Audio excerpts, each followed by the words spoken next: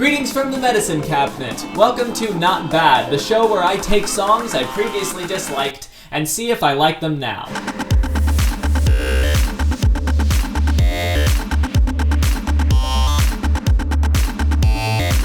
Every track from Modus has pretty much been a turnaround for me, and so I'm excited to get into this next one from Modus, and that is Beyond Real. It was featured in Best of 2016, and so it's on my iPhone here, and I've been putting it off and skipping it every time that it's played, not because I know I don't like it and have kind of that prejudice already, but because I wanted to save it for this series, especially now that I've kind of turned around on Perfection and Crystal Clear VIP. I'm interested to see where Beyond Real fits in, because I believe that I ranked it the very last on Best of 2016, and so I'm interested to see what Modus does, and if I like it a bit more than I originally did. That being said, let's get into Beyond Real by Modus. Let's go.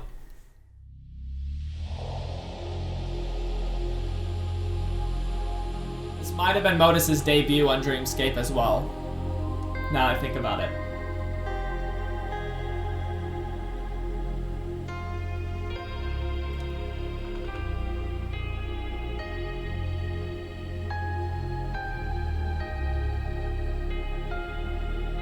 This is a cool atmosphere. Ooh. I don't know if it's something that Modus hasn't done before. He probably has. But I feel like this is perhaps more effective than he normally is in this. He's pretty effective in this normally, but I feel like this kind of is a bit over the edge. And by the edge, I mean the benchmark of the quality of these kinds of intros.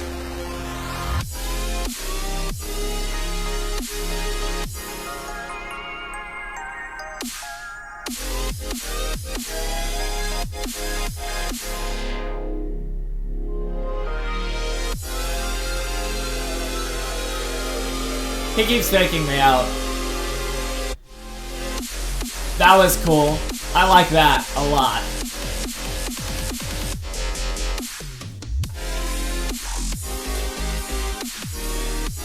I don't know if it was much of a build-up for this.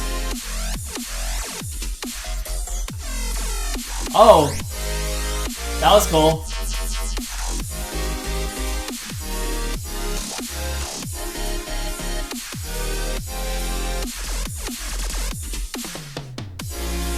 Oh, I love those toms. Haha.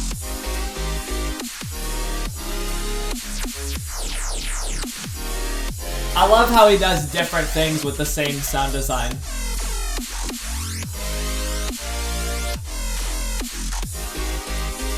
I'm kind of wanting a bit more prominence in the mid-range of the frequency spectrum. Different tom patterns as well are cool. Okay, he does a number of very cool things. There are some places where I can't exactly get into it, but a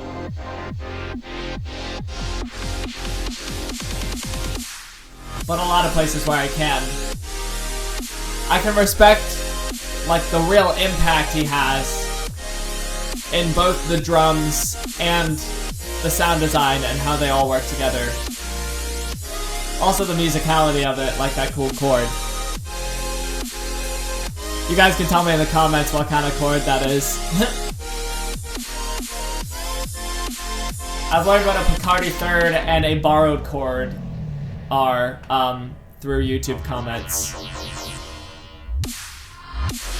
Oh, I love that.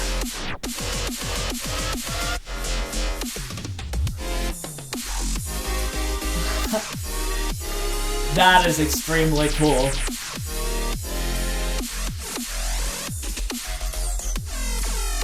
Oh, love that kind of triplet feel.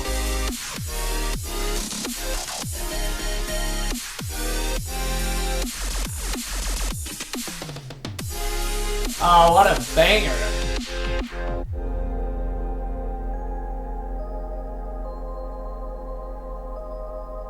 I actually really like this a good bit.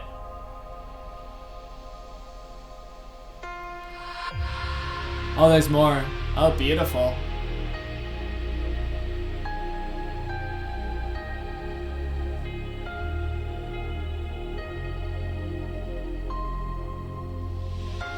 Not sure whether this is more triumphant or darker. Maybe a bit more triumphant. It's just all cool.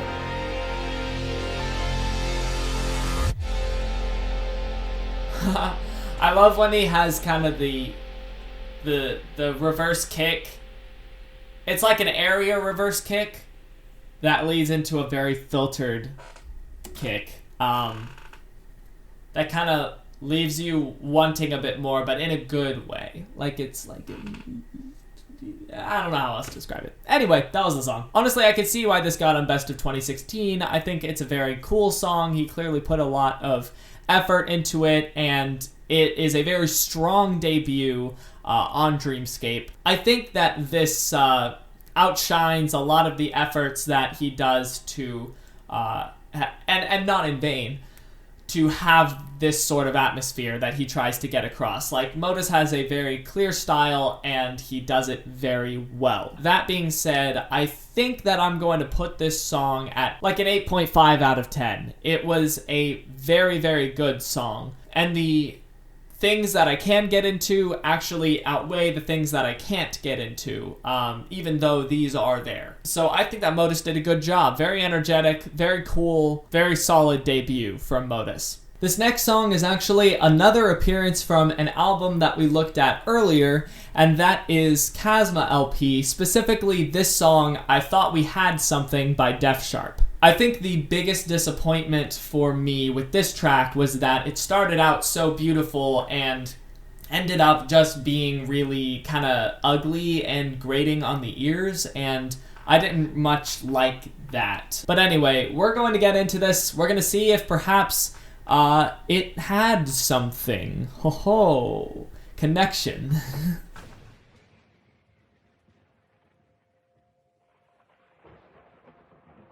I can also tell that this one came from a mixed album as well. I don't remember where this leads from. But I remember the transitions between each of the songs being very smooth. Definitely beautiful piano intro. I'm gonna actually forget that this piano intro is beautiful and see if it actually is, in my opinion. I keep saying in my opinion because at the end of the day, this is all my opinion and very much open to disagreement.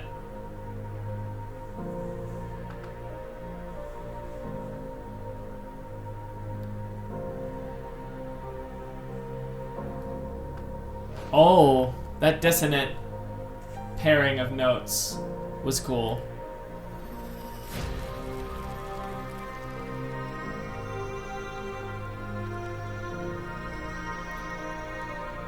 I don't know what he did to what I assume are strings. Maybe some chorus. What I would do to get to this is go into Effector, well, add Fruity Chorus and then go into Effector and add maybe Vox. And maybe a phaser as well. So that's a very interesting use of strings.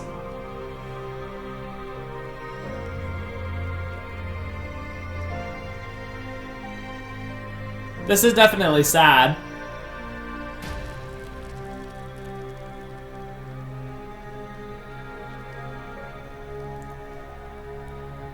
The kind of artifacts in there.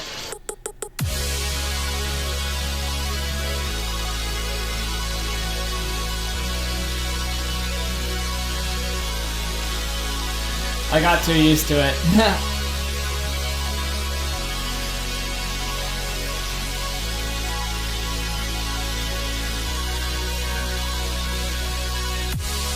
I actually think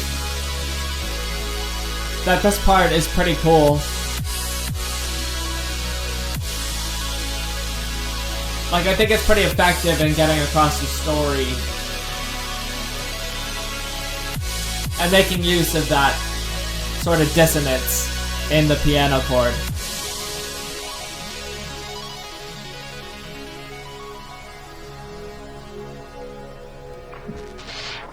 Cool pluck.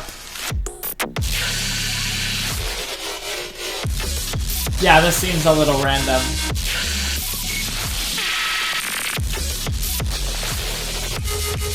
I will say, surprisingly, this is not as grating as Questioning Things was on the ears. Although it's pretty grating on the ears.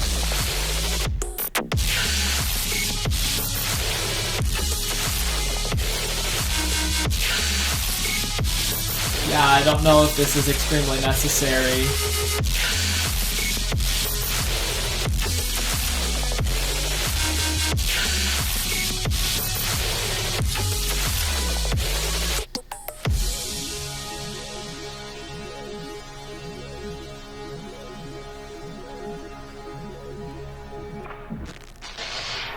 The pluck is cool.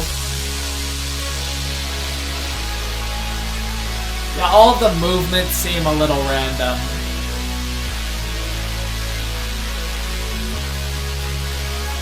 Within the song. And I just honestly get a little tired listening to it.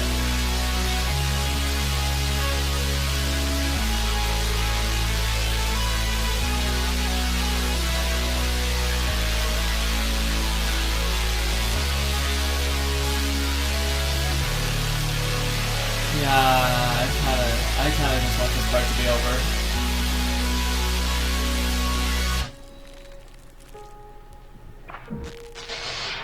Oh.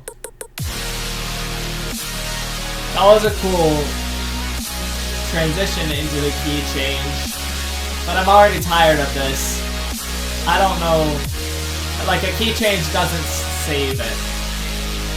I think that it was cool as like a little movement on its own at the beginning.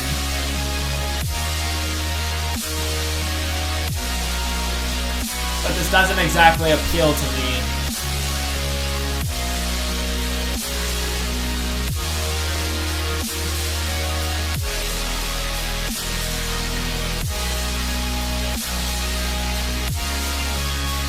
Like, at least Questioning Things had a bit more coherence. Like, it knew what it was doing, what it was trying to get at.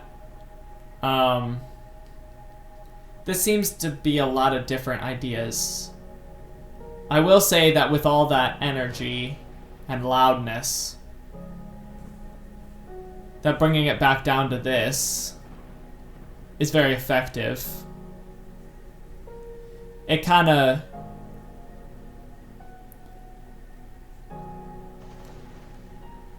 This song's greatest strength is that I think it does very well encompass the entire process of being very sad about something and then being increasingly angry about something and then going into a like absolute rampage, and then that moment where the rampage is over and you're just exhausted and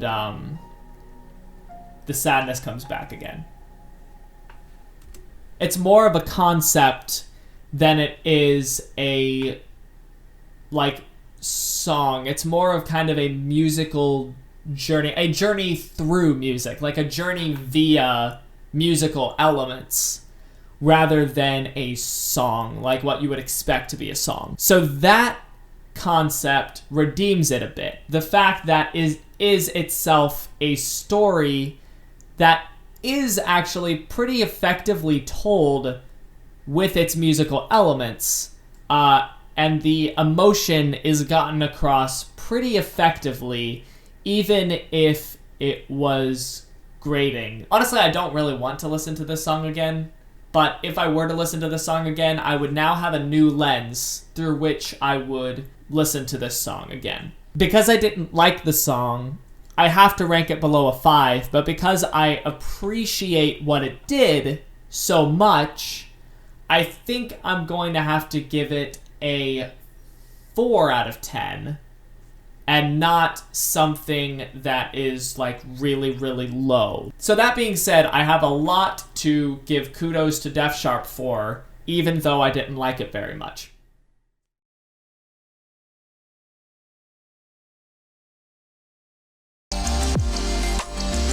Vibe is the word that's coming to mind. Ooh. Just very atmospheric.